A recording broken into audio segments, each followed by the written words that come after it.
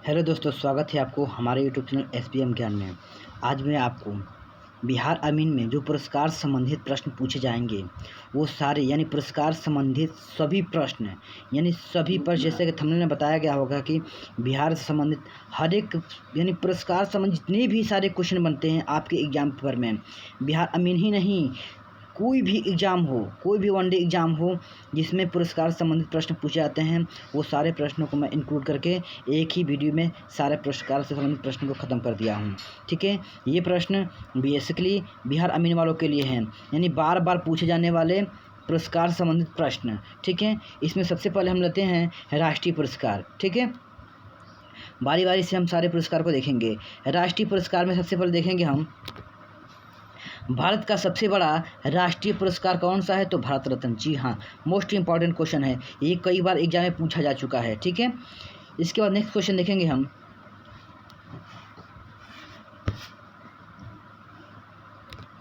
भारत रत्न पुरस्कार की शुरुआत कब हुई थी, तो 1954 में। मोस्ट इंपॉर्टेंट क्वेश्चन, ये हर बार एग्जाम में आता भी है। ठीक है, भारत रत्न का डिजाइन किस वृक्ष के पत्ते की तरह बनाया गया है, तो पीपल का वृक्ष। ठीक है, सर्वप्रथम किस भारतीय को भारत रत्न प्रदान किया गया था, तो चक्रवर्ती राजा गोपालाचार्य। ठीक है, राजा गोपालाचार्य जी को भारत रत्न सर्वप्रथम प्रदान किया गया था।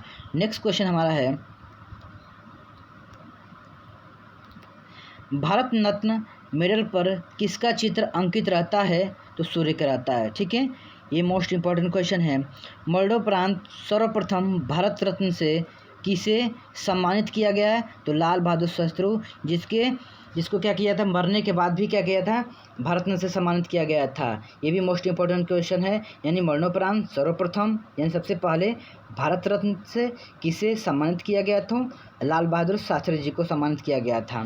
नेक्स्ट क्वेश्चन देखेंगे भारत रत्न से सम्मानित प्रथम विदेशी व्यक्ति कौन थे, तो खान अब्दुल गफ्फार खान को भारत रत्न से सम्मानित किया गया था।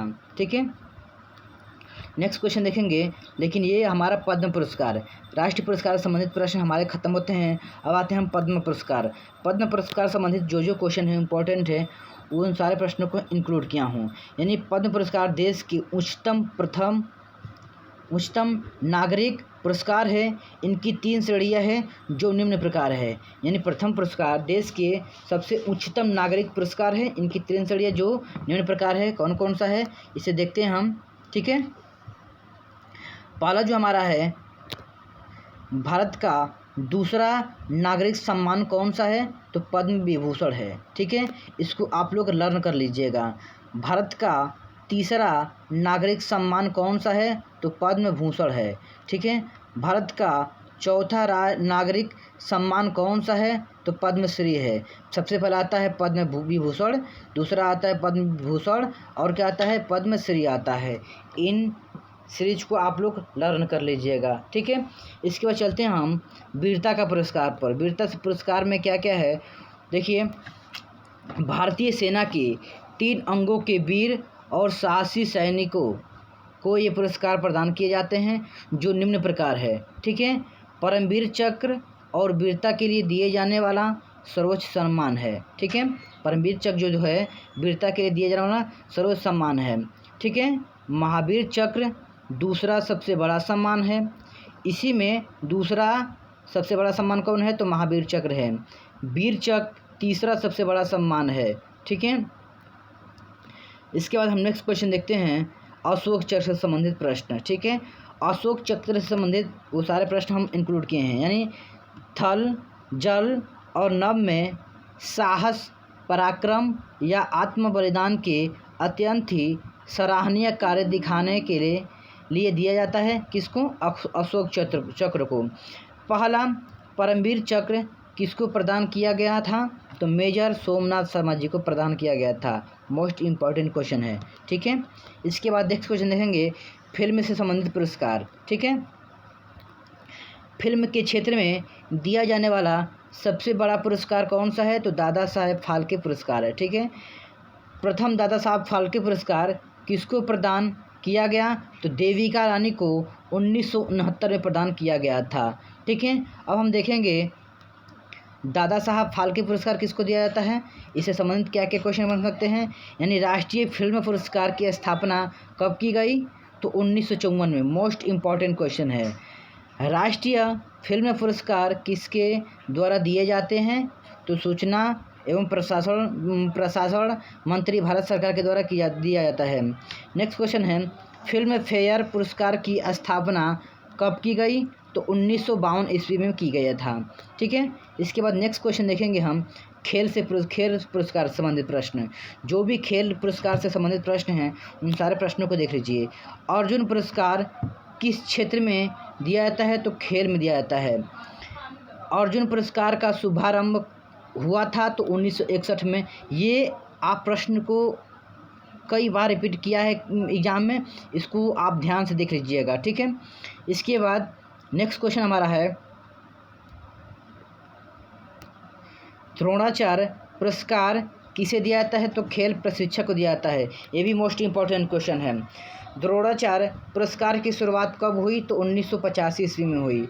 राजीव गांधी खेल रत्न पुरस्कार की शुरुआत कब हुई, तो 1992 में हुई। ये सारे प्रश्न आपके मोस्ट इम्पॉर्टेंट है, इनको देख लीजिए। अब अंतर्राष्ट्रीय पुरस्कार के संबंधित देखें क्वेश्चन क्या क्या बनते हैं। नोबेल पुरस्कार किसके द्वारा प्रदान किए जाते हैं, तो स्वीडिश अकादमी की तरफ से प्रदान की जाती है। इसके बाद नेक्स्ट क्वेश्चन देखेंगे हम, नोबेल पुरस्कार किसकी स्मृति में दिए जाते हैं, तो अल्फ्रेड नोबेल के स्मृति में दिए जाते हैं। नोबेल पुरस्कार किस क्षेत्र में दिए जाते हैं, तो साहित्य, शांति, रसायन, भौतिकी चिकित्सा एवं अर्थशास्त्र के क्षेत्र में दिए जाते हैं। नेक्स्ट क्वेश्चन देखेंगे हम, नोबेल पुरस्कार किस वर्ष प्रारंभ किए गए, तो 1901 में प्रारंभ किए गए। अर्थशास्त्र के क्षेत्र में नोबेल पुरस्कार की शुरुआत कब की गई, तो 1969 में की गई थी। नोबेल पुरस्कार अधिकतम कितने व्यक्तियों को एक साथ दिया जा सकता है, तो 3 व्यक्तियों को एक साथ क्या दिया जा सकता है। नेक्स्ट क्वेश्चन देखेंगे, सर्वप्रथम नोबेल पुरस्कार किस भारतीय को दिया गया था, तो रविंद्रनाथ टैगोर को 1913 ईस्वी में दिया गया था। अब नोबेल पुरस्कार प्राप्तकर्ता भारतीय कौन कौन के हैं, इनको देखते हैं हम। ठीक है, तो रविंद्रनाथ टैगोर, ठीक है, 1861 से 1941 को गीतांजलि के लिए 1913 में इसको क्या किया था, प्रदान किया गया था। चंद्रशेखर वेंकटरमन 1888 से 1970 को भौतिक शास्त्र के लिए दिया गया था। इनको क्या था, 1930 ईस्वी में दिया गया था। हरगोविंद खुराना जी को यानी 1922 से 2011 चिकित्सा के लिए इनको 1968 ईस्वी में दिया गया था। ठीक है, इसके बाद मदर टेरेसा को 1910 से 1997 शांति के लिए इनको 1979 ईस्वी में दिया गया था। सुब्रमण्यम चंद्रशेखर को 1910 से 1995 भौतिक शास्त्र के लिए इनको दिया गया था। किसमें, किशन में, तो 1983 ईस्वी में दिया गया था। अमर्त्य सेन 1933 यानी अर्थशास्त्र के लिए इनको 1998 ईस्वी में दिया गया था। ठीक है, इसके बाद अन्य पुरस्कार देखेंगे, ये मोस्ट इम्पॉर्टेंट क्वेश्चन है। ठीक है, सबसे अधिक नोबेल पुरस्कार प्राप्त करने वाला देश कौन सा है, तो अमेरिका है। नोबेल पुरस्कार सबसे अधिक किस व्यक्ति को मिला है, तो डॉक्टर पार्लिंग को मिला है। ठीक है, नेक्स्ट क्वेश्चन देखेंगे हम, सबसे अधिक नोबेल पुरस्कार पाने वाली महिला कौन है, तो मैडम क्यूरी हैं। नोबेल पुरस्कार किस तिथि को दिया जाता है, तो 10 दिसंबर को दिया जाता है। मोस्ट इम्पॉर्टेंट क्वेश्चन है। ठीक है, ऑस्कर पुरस्कार किस क्षेत्र में दिए जाते हैं, तो फिल्मों में दिए जाते हैं ऑस्कर पुरस्कार।